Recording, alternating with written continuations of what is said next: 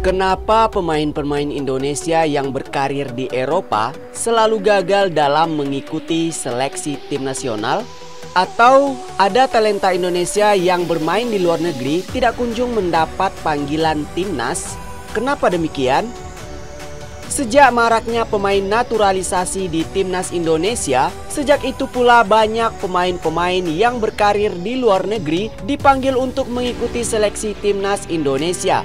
Baik itu pemain naturalisasi, pemain keturunan, atau pemain berkewarganegaraan Indonesia. Sebut saja pada tahun 2011 lalu, ada Diego Michel, Stefano Lillipali, Ruben Warbanaran, atau Tony Castle. Dan beberapa tahun terakhir ini, ada nama Jack dan George Brown bersaudara. Banyak di antara mereka tidak lolos seleksi di timnas Indonesia. Apa sebabnya? Mari kita bahas. Pertama, masalah pemanggilan secara resmi kepada pemain. Dari sumber channel YouTube Yusa Nugraha contohnya, ketika dia berbincang dengan Bagus Kahvi, Yusa sebenarnya mendapat panggilan tim nasional secara personal. Akan tetapi, pemanggilan resmi tidak ada dari federasi. Era Coach Fahri Hussein itu waktu turnamen di Vietnam kalau nggak salah. Itu aku sebenarnya pernah dipanggil sih bro, tapi nggak secara official gitu bro. Jadi nggak ada undangan ke klub. Undangan klub gitu? Iya, jadi aku nggak dikasih izin sama klub bro. Nah, ini adalah salah satu alasan kenapa pemain Indonesia tidak mendapatkan pemanggilan seleksi di timnas Indonesia.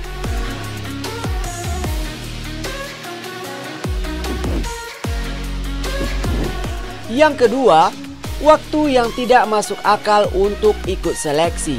Sebagai pemain, pasti ingin membela negaranya.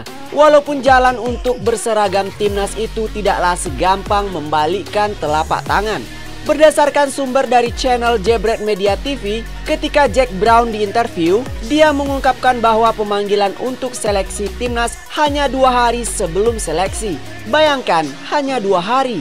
Ini anak dari Inggris ya, diundang seleksi itu tanggal 12 sampai 19 Januari. Surat itu tertanggalnya tanggal 10 Januari.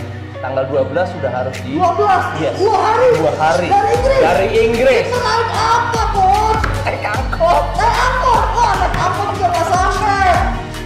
Nah, bisa dibayangkan bahwa betapa susahnya bagi seorang pemain untuk menunjukkan permainan terbaiknya jika skenario pemanggilan seleksi seperti ini.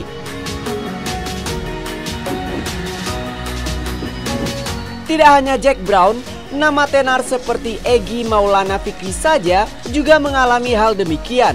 Akan tetapi hasilnya tentu berbeda. Egy Maulana Fikri sudah otomatis masuk ke timnas walaupun kondisi fisiknya sama sekali tidak layak untuk bermain. Kita lihat saja contohnya ketika Egy bermain bagi timnas Indonesia di Piala AFF U19 pada tahun 2018 lalu.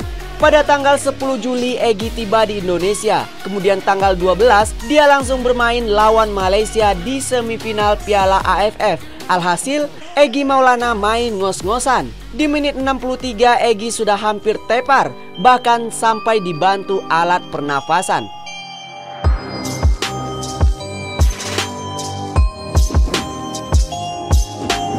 Bisa dibayangkan bagaimana sulitnya untuk lolos seleksi timnas Indonesia, apalagi itu pemain kelompok umur. Jika Federasi Sepak Bola Indonesia masih memakai cara pemanggilan seperti ini, maka kondisinya akan terus seperti ini. Pemain yang bermain di luar negeri, khususnya di Eropa, tidak akan pernah lolos seleksi tim nasional Indonesia. Tapi, apakah memang pemain yang bermain di luar negeri ini bakatnya berada di bawah pemain lokal Indonesia?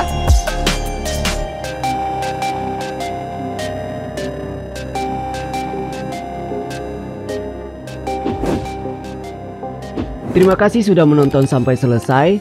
Silahkan like dan tinggalkan komentar. Dan jangan lupa untuk tekan tombol subscribe.